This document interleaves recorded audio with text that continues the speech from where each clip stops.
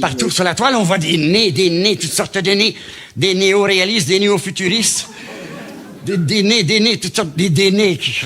Les couleurs. Pauvres petites couleurs. On n'y pense pas souvent aux couleurs. Bon, on est habitué, elles sont là autour de nous, on n'y pense pas. On n'y pense pas. On pense pas que la vie d'une couleur, c'est pas toujours drôle, c'est pas toujours rose. La vie d'une couleur. Pauvre petite couleur. La première chose qu'on lui fait à la petite couleur quand elle vient au monde, quand elle est toute petite, on l'emprisouille dans un tube ou bien dans un pot. Toute seule, jamais deux couleurs ensemble. Elles se connaissent pas encore, les couleurs, elles peuvent pas encore se voir en peinture.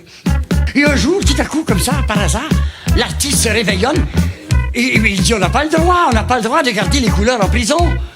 Il n'y a qu'à voir le monde est grisonnant, triste et mélancolique.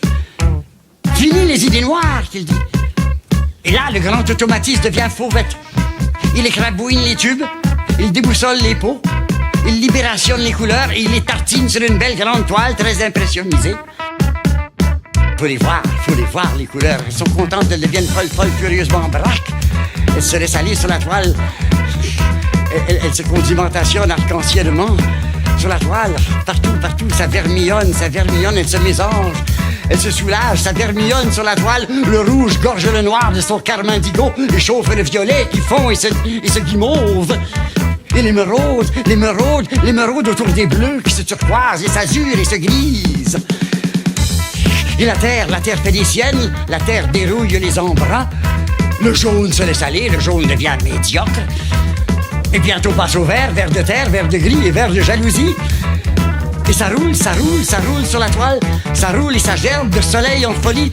Ça mousse et ça mirote et ça devient léger. Ça modulianise dans tous les demi-tons. L'orange cramoisie dans le buffet kaki. Le matériau pèle, l'outre-mer déborde du vase, inondant la palette de chrome envahie qui s'écarlate enfin dans une apothéose épouvantablement super colorifique. Et ça finit pas là. Ça finit pas là parce que la toile, il faut la faire sécher, la toile. On la sort, tu sais.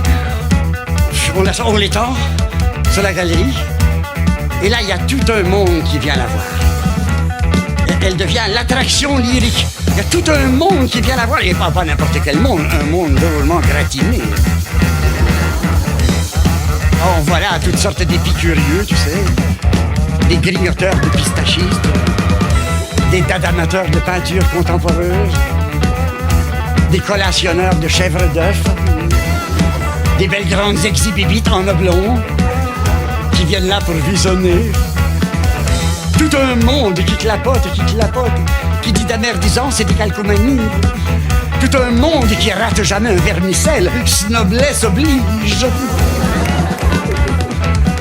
Mais le vrai tergiversage, c'est quand les hypocritiques arrivent. Ceux-là, ils sont faciles à reconnaître, les hypocritiques. Ils arrivent toujours en impérialiste ou en habit de rigueur, avec une tête. Faut dire qu'ils viennent pas là pour s'amuser. Ils viennent là pour travailler. Ils viennent là pour casser la croûte. Hein? Ils arrêtent pas. Ils scrutinent, ils examinent. Pas un petit bétail qui leur échappe. Ils ont l'œil impardonnable et le jugement dernier. Ils s'expressionnent, les hypocritiques. Ils s'expressionnent tant tellement complexement que moi, je comprends rien. Et pourtant, c'est facile. Elle est là, la toile. Elle se laisse regarder. Il n'y a qu'à voir, il n'y a qu'à dire. La toile, qu'est-ce que c'est? La toile, c'est un gigantesque pic-à-brac de guitare en multicube. La toile, c'est un trésor, un riche trésor d'Ali-Dada, plein de lèvres qui se surréalisent et qui se béquillent dans un désert de montres Molux. Partout sur la toile, on voit des nez, toutes sortes de nez. Des néo-réalistes, des néo-futuristes. Des nez, toutes sortes des nez qui font demi-tour Eiffel. Et des belles aussi, d'anciennes belles qui magritent à vue d'œil. On les soutine, on leur fait une chiricoplasticine. En haut de la toile, c'est une chagalerie, une très énorme chagalerie qui plane et qui flottille dans son univers et bleu et qui parachutise des ânes avec leurs émules à bec. Des vipères réalistes sortent de partout, en long qui monochrome, qui motorisent le port du bikini. L'art s'amuse, l'art se popcornemuse. Mais la toile n'est pas toujours d'accord. Des fois, la toile refuse global son jeune cadre angulaire. Et ça gronde, ça gronde, ça gronde et ça grommère au loin. Et bientôt la grenadine explositionne, c'est la Guernicasso, la feuse qui coupe les chevaux en quatre et sanguine les taureaux. L'art sexe primitif, l'art crie, l'art graffine totalement l'environnement. L'art devient cinétique, si frénétique, si tambernétique qu'on est obligé de l'enfermer dans un muselé. Un gros, grand muselé, avec de grandes portes pleines de fermetures. Chut. Et c'est fini. La pauvre petite couleur est encore emprisonnée. Elle ne voyera plus personne. Seulement le vieux conservateur du muselé qui fait son promenade avec ses clés et qui garde sans regarder.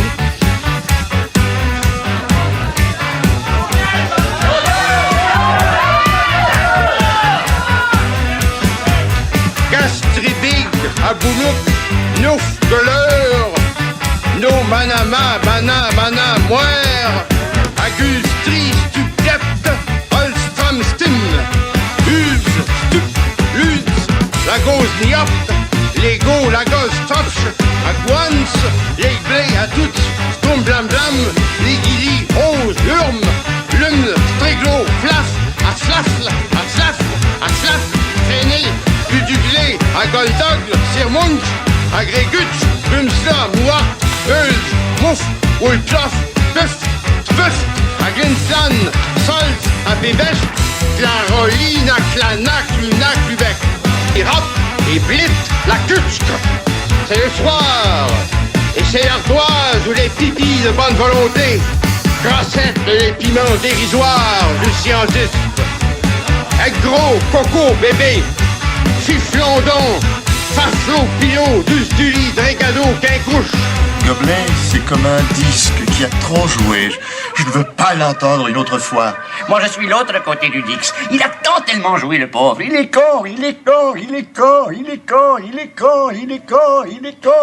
complètement usé, alors merci. Touki Cop Coucou.